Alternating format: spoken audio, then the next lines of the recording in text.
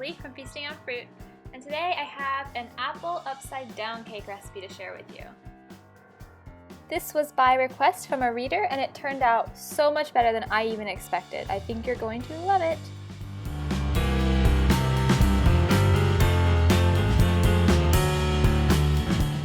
The ingredients are 1 cup of pitted medjool dates, which is about 12, 1 small apple, whatever kind you like, 2 cups of oat flour, half a tablespoon of baking soda, half a teaspoon of cinnamon, and half a teaspoon of vanilla powder, or you can use vanilla extract, 1 tablespoon of baking powder, 1/2 cup of non-dairy milk, this is almond milk,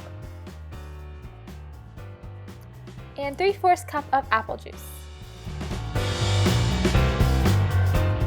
You're going to start by slicing your apple into really thin slices.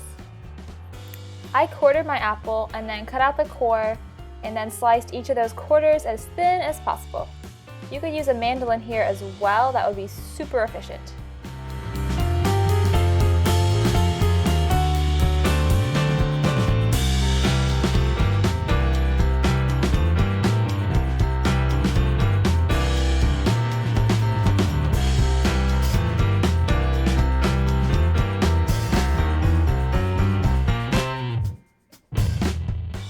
This is about how thin mine were. If you can get them even thinner, it will make it even easier to arrange them in your pan.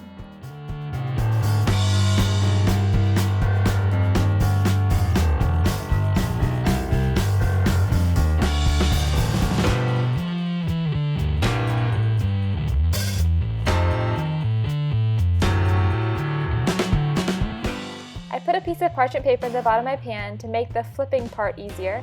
And I put a little bit of coconut oil on the sides as well. Now you're just going to arrange your apples in some sort of pretty figuration. I did kind of a star thing. It wasn't that easy. You can do anything you like. You can cut them into rings and do rings kind of like a pineapple upside down cake. This star formation made for probably a little more apple per piece, but it really does not matter what you do.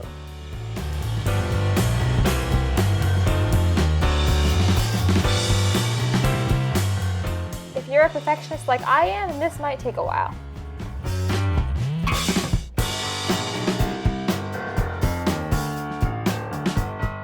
Now we're going to blend the wet ingredients for our cake, which is the dates, the apple juice,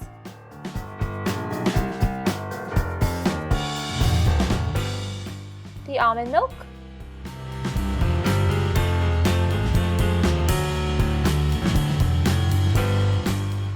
I went ahead and threw the spices, or the spice and the vanilla in there too.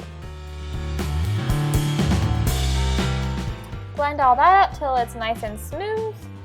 You could do all this in a food processor like my everything free cupcakes, but I just did it in the blender because I don't know why.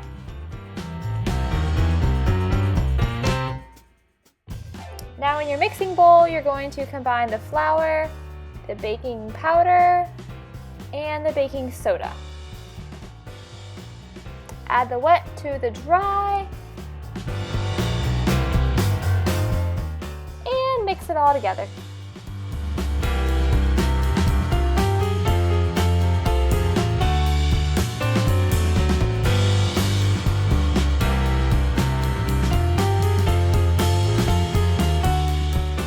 Now you want to be careful when you put this in the pan. You don't want to mess up your apple formation, so be gentle as you spread it out.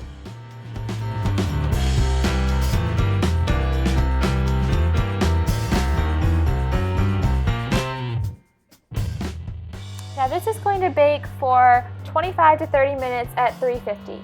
Make sure you check it after 25, and if it's starting to get really brown but the center is still a little soft, then you can lower the oven temperature to about 300 for an additional 5 minutes. While that cools, we're going to make the glaze. All you need is 4 to 5 dates and 2/3 cup of apple juice. All it really takes is blending it together.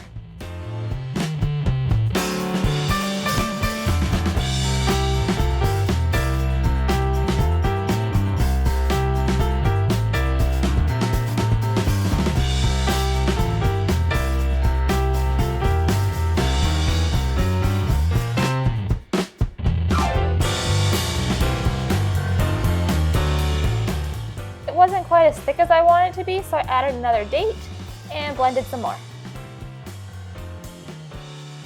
The consistency was a lot better after that, and it will actually stay on the cake rather than all just running off the sides. If you blend it really soon before putting it on your cake, it stays this nice pretty light color, but after a little while of sitting, it will get darker and more date colored. So now that my cake has cooled for about 15 minutes, I'm going to flip it over and make it true upside down cake.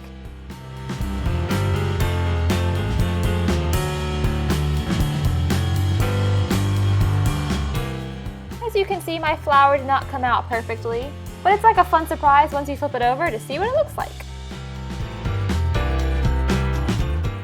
Now I'm just going to pour on the glaze and spread it out a little bit.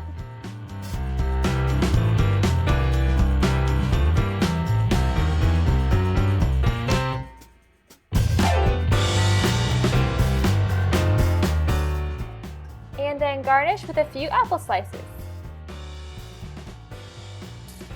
As you may have noticed, this cake is entirely gluten-free, oil-free, sugar-free aside from fruit, and of course vegan.